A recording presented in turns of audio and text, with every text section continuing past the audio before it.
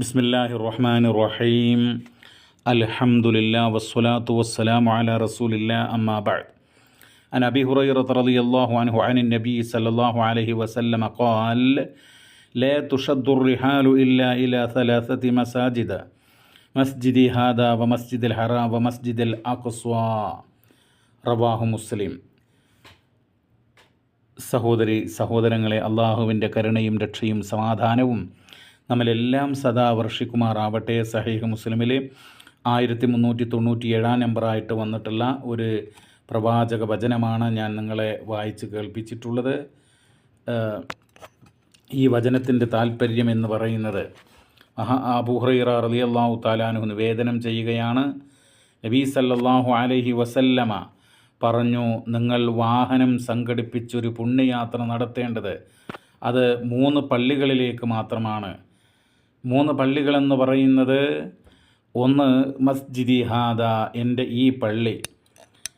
മറ്റൊന്ന് മസ്ജിദുൽ ഹറാം, പരിശുദ്ധ മക്കത്തുള്ള മസ്ജിദുൽ ഹറാം, പവിത്രമായിട്ടുള്ള ആ പള്ളി. മറ്റൊന്ന് വൽ മസ്ജിദുൽ അഖ്സ, ബൈത്തുൽ മുഖദ്ദസ് എന്ന് പറയുന്ന മസ്ജിദുൽ അഖ്സ എന്ന പേരിൽ അറിയപ്പെടുന്ന ഫലസ്തീനിലുള്ള ആ പള്ളി. ഇങ്ങനെ 3 പള്ളികളിലേക്കാണ് പുണ്യം ആഗ്രഹിച്ചുകൊണ്ട് തീർത്ഥയാത്ര നടത്തൽ ഇസ്ലാം അനുവദിച്ചിട്ടുള്ളൂ എന്നുള്ളതാണ്. അപ്പോൾ മദീന മുനവ്വറയിലേക്ക് പോകുന്ന, ഇപ്പോൾ ഹജ്ജൊക്കെ കഴിഞ്ഞിട്ട് മദീനയിലേക്ക് പോകുന്ന ഹാജിമാർ ശ്രദ്ധിക്കേണ്ട കാര്യങ്ങൾ, അള്ളാഹുവിൻ്റെ റസൂല് പുണ്യയാത്ര നടത്താൻ അനുവദിച്ചിട്ടുള്ള ലോക മുസ്ലിമീങ്ങളുടെ ഏറ്റവും പ്രധാനപ്പെട്ട 2ാമത്തെ കേന്ദ്രത്തിലേക്കാണ്, പരിശുദ്ധ മസ്ജിദുൻ നബവിയിലേക്കാണ് ഞാൻ പോകുന്നത് എന്നായിരിക്കണം ഓരോ വ്യക്തിയുടെയും മനസ്സിലുള്ള നിയ്യത്ത്. മദീനയിലേക്ക് പോകുന്നു എന്ന് പറയുമ്പോൾ മദീന പള്ളി സന്ദർശനമാണ് എന്നായിരിക്കണം അവൻ്റെ മനസ്സിലുള്ള നിയ്യത്ത്. നബിയുടെ ഖബർ എന്നുള്ളതല്ല ഈ ഹദീസിൽ പറയുന്നത്. മസ്ജിദി ഹാദ എന്നാണ്, എൻ്റെ ഈ പള്ളി എന്നാണ്. അപ്പോൾ മദീന പള്ളി സന്ദർശനം, മദീന പള്ളി സിയാറത്ത് എന്നുള്ള ആ ഒരു നിയ്യത്തായിരിക്കണം ഓരോ വിശ്വാസിക്കും ഉണ്ടായിരിക്കേണ്ടത്. തീർച്ചയായിട്ടും മദീന പള്ളി സന്ദർശിക്കുമ്പോൾ അള്ളാഹുവിൻ്റെ റസൂലിൻ്റെ ഖബറിൻ്റെ അടുക്കൽ പോകുകയും സലാം പറയുകയും ഒക്കെ ചെയ്യേണ്ടതുണ്ട്. അത് നമ്മൾ മനസ്സിലാക്കുക. പക്ഷേ ആദ്യമായിട്ട് ഒരു നിയ്യത്ത് എന്നുള്ള നിലക്ക് മദീന പള്ളി സന്ദർശനം എന്നായിരിക്കണം ഓരോ വ്യക്തിയുടെയും മനസ്സിനകത്തുള്ള നിയ്യത്ത്. അതാണ് ഏറ്റവും പ്രധാനം. അതല്ലാതെ റൗള അല്ലെങ്കിൽ പ്രവാചകൻ്റെ ഖബർ എന്നൊരിക്കലും ആകരുത്. അത് പള്ളി സന്ദർശിച്ച ഉടനെ തന്നെ നമ്മൾ എന്ത് ചെയ്യുക, നബിയുടെ ഖബറിൻ്റെ അടുത്ത് പോകുക. അബൂബക്കർ സിദ്ദീഖിൻ്റെയും ഉമറുൽ ഫാറൂഖിൻ്റെയും റളിയല്ലാഹു അൻഹുമ അവരുടെ ഖബറൊക്കെ സന്ദർശിക്കുക. അതുപോലെ ബക്കിയുൽ ഖർഖദ് എന്ന് പറയുന്ന മദീനയിലുള്ള ആ ഖബർസ്ഥാൻ സന്ദർശിക്കുക, അവരുടെ ആ ഖബറാളികൾക്ക് വേണ്ടി പ്രാർത്ഥിക്കുക, അതൊക്കെ ചെയ്യണം. അപ്പോൾ ആദ്യത്തെ നിയ്യത്ത് എന്നുള്ള നിലക്ക് മസ്ജിദുൻ നബവി, നബി ഉണ്ടാക്കിയ നബിയുടെ പള്ളി എന്നറിയപ്പെടുന്ന ആ പള്ളി, അവിടുത്തെ കൂലി എത്രയാ? 1000 നമസ്കാരങ്ങളെക്കാൾ. നമ്മുടെ നാട്ടിലൊക്കെ ഉള്ള, അല്ലെങ്കിൽ ഈ മസ്ജിദുൽ ഹറമും ബൈത്തുൽ മുഖദ്ദസും ഒക്കെ മാറ്റി നിർത്തിയാൽ മറ്റുള്ള പള്ളികളെക്കാൾ 1000 നമസ്കാരങ്ങളെക്കാൾ ശ്രേഷ്ഠതയുള്ള ഒരു പള്ളിയാണ് മസ്ജിദുൻ നബവി എന്നറിയുക. സ്വലാത്തുൻ ഫി മസ്ജിദി ഹാദ, എൻ്റെ ഈ പള്ളിയിലുള്ള നമസ്കാരം ഖൈറും മിൻ അൽഫി സ്വലാത്തിൻ ഫീമാ സിവാഹു, മറ്റുള്ള പള്ളികളെക്കാൾ 1000 നമസ്കാരങ്ങളെക്കാൾ ശ്രേഷ്ഠമാണ് ഇല്ലൽ മസ്ജിദുൽ ഹറാം, മസ്ജിദുൽ ഹറാം ഒഴികെയെന്ന് ബുഖാരി മുസ്ലിം പോലുള്ള ഹദീസിൻ്റെ ഗ്രന്ഥങ്ങൾ നമുക്ക് കാണാനായിട്ട് കഴിയും.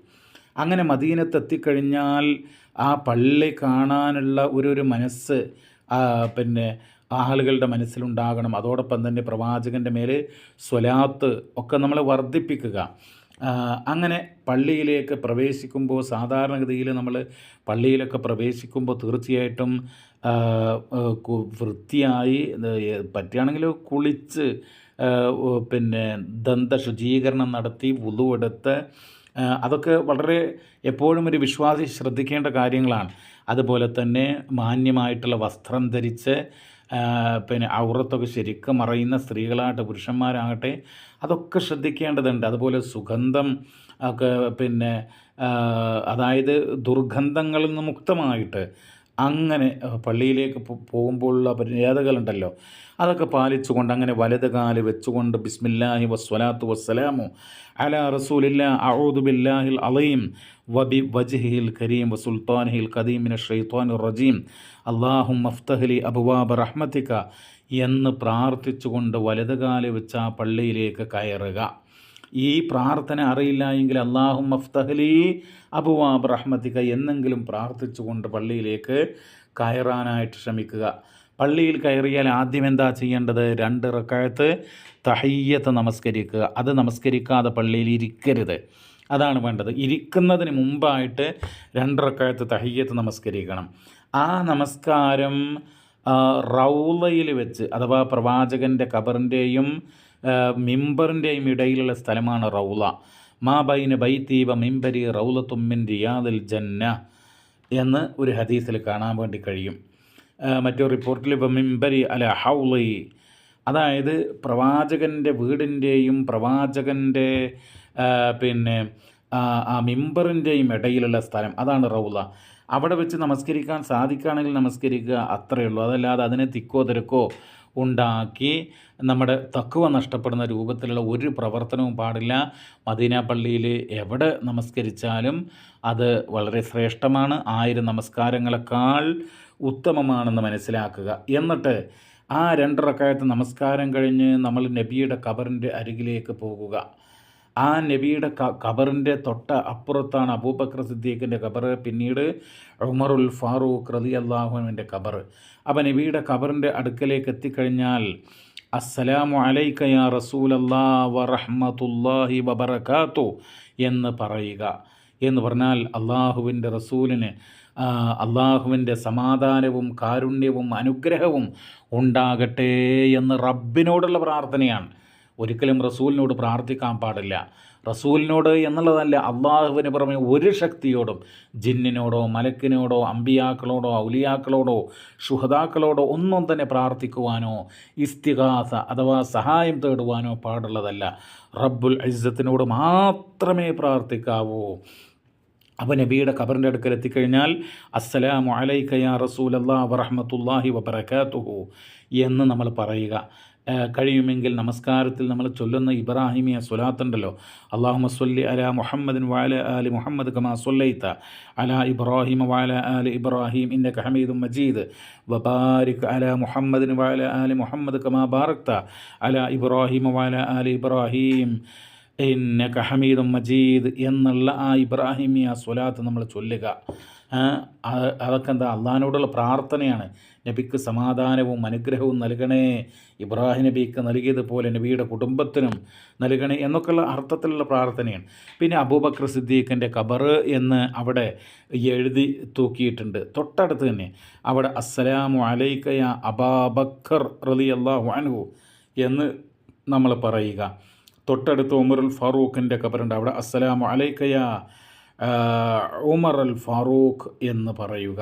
അങ്ങനെ ആയിരുന്നു മുൻഗാമികളായിട്ടുള്ള അബ്ദുല്ലാഹിബിൻ ഉമർ റളിയല്ലാഹു അൻഹുവൊക്കെ സലാം പറഞ്ഞത്. അസ്സലാമു അലൈക യാ റസൂലല്ലാഹ്, അസ്സലാമു അലൈക യാ അബൂബക്കർ, അസ്സലാമു അലൈക യാ അബതാ. യാ അബതാറിൻ്റെ പിതാവെ അങ്ങേക്ക് സലാം എന്നുള്ളതാണ്. അദ്ദേഹത്തിൻ്റെ പിതാവായിരുന്നു.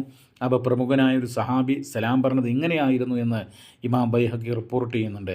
ഒരു കാര്യം ശ്രദ്ധിക്കുക, മദീന പള്ളി എന്ന് പറയുന്നത് നബി അന്ത്യവിശ്രമം കൊള്ളുന്ന സ്ഥലമാണ്. അപ്പോൾ അവിടെ യാ അയ്യുഹല്ലദീന ആമനൂ ലാ തർഫഉ അസ്വാതകും ഫൗക സൗത്തിൻ നബിയ്യ്, പ്രവാചകൻ്റെ ശബ്ദത്തെക്കാൾ ശബ്ദമുയർത്താൻ പാടില്ല. അപ്പോൾ അതുകൊണ്ട് വളരെ അച്ചടക്കത്തോടുകൂടെ മിതമായ സ്വരത്തിലായിരിക്കണം അവിടെ നമ്മുടെ ശബ്ദം ഒക്കെ പുറത്തു വരേണ്ടത്. നമ്മൾ ധാരാളമായിട്ട് സ്വലാത്തുകൾ നിർവഹിക്കുക, നബിക്ക് സലാം പറയുക, അച്ചടക്കമുണ്ടായിരിക്കുക എന്നുള്ളതാണ്. പിന്നീട് നമ്മൾ ഖുബാ പള്ളിയിൽ പോകുക, 2 റക്അത്ത് നമസ്കരിക്കുക. അത് വളരെ പ്രധാനമാണ്. മൻ തതഹറ ഫീ ബൈതിഹി സുമ്മ അതാ മസ്ജിദ ഖുബാ ഫസല്ല ഫീഹി സ്വലാത്തൻ കാന ലഹു കഅജ്രി ഉംറ. ആരെങ്കിലും തൻ്റെ ഭവനത്തിൽ നിന്ന് വുളൂ ചെയ്തു, നമ്മൾ ഹജ്ജിന് ഉംറക്കൊക്കെ പോയിട്ടുള്ള ഇന്ത്യക്കാരായ ആളുകൾ അങ്ങോട്ട് പോകുന്നതിന് മുമ്പ് വുളൂ എടുക്കാനായിട്ട് ശ്രമിക്കുക. എന്നിട്ട് അവിടെ പോയിട്ട് 2 റക്അത്ത് നമസ്കരിച്ചാൽ അതിനൊരു ഉംറയുടെ പ്രതിഫലം ലഭ്യമാകും എന്നുള്ളതാണ്. അപ്പോൾ ഇതാണ് മദീനയിൽ ഏറ്റവും പ്രധാനമായിട്ട് ശ്രദ്ധിക്കേണ്ടത്. കൂടാതെ നമുക്ക് ബക്കിയ ഖബർസ്ഥാനിൽ കിടക്കുന്ന പ്രവാചകൻ്റെ കാലം മുതലുള്ള ഒരു ഖബർസ്ഥാനാണല്ലോ. പ്രവാചകൻ അവിടെ പോയി രാത്രിയിലൊക്കെ അവർക്ക് വേണ്ടി ഖബർ സിയാറത്ത് നടത്തിയിരുന്നു, അവർക്ക് വേണ്ടി മഗ്ഫിറത്തിന് വേണ്ടി അള്ളാഹിനോട് പ്രാർത്ഥിച്ചിരുന്നു. അപ്പോൾ നമുക്ക് ആ ഖബർസ്ഥാൻ്റെ അരികിൽ പോയിട്ട് അല്ലാഹുമ്മ മഗ്ഫിർ ലഹും വർഹംഹും എന്ന് പ്രാർത്ഥിക്കാം. അതോടൊപ്പം തന്നെ പ്രവാചകൻ പഠിപ്പിച്ചല്ലോ, അസ്സലാമു അലൈക്കും ദാറ ഖൗമി മുഅ്മിനീൻ വ ഇന്നാ ഇൻഷാ അല്ലാഹു ബിക്കും ലാഹിഖൂൻ നസ്അലുല്ലാഹ ലനാ വലക്കുമുൽ ആഫിയ. ഈ പ്രാർത്ഥന നിർവഹിക്കാം. അതുപോലെ തന്നെയുള്ള പ്രാർത്ഥന ഉഹദ് സന്ദർശിക്കുമ്പോൾ ഉഹദിലെ രക്തസാക്ഷികൾക്ക് വേണ്ടി പ്രാർത്ഥിക്കാം. ഇതൊക്കെയാണ് നമ്മൾ മദീനയിൽ ചെയ്യേണ്ടത്. ഇതല്ലാതെ അവിടെ വേറെ പിന്നെ മദീന പള്ളിയിലെ ജമാഅത്ത് നമസ്കാരങ്ങൾ നഷ്ടപ്പെടുത്താതിരിക്കുക. നമ്മൾ അവിടെ പള്ളിയിൽ പരമാവധി പ്രാർത്ഥനകളും ഇസ്തിഗ്ഫാറും തൗബയൊക്കെ ചെയ്ത് ഖുർആൻ പാരായണം ചെയ്ത് പള്ളിയിൽ കുറച്ച് സമയം കഴിച്ചു കൂട്ടാനായിട്ട് ശ്രമിക്കുക. ഒരു വക്തും നഷ്ടപ്പെടുത്താതിരിക്കുക മദീന പള്ളിയിൽ. അത് വളരെ പ്രധാനപ്പെട്ടതാണ്. ഇതാണ് ഏറ്റവും കാര്യമായി നമ്മൾ ശ്രദ്ധിക്കേണ്ട കാര്യങ്ങൾ. അല്ലാഹു അനുഗ്രഹിക്കട്ടെ. സ്വല്ലല്ലാഹു വസല്ലമ അലാ നബീന മുഹമ്മദ് വൽഹംദുലില്ലാഹി റബ്ബിൽ ആലമീൻ.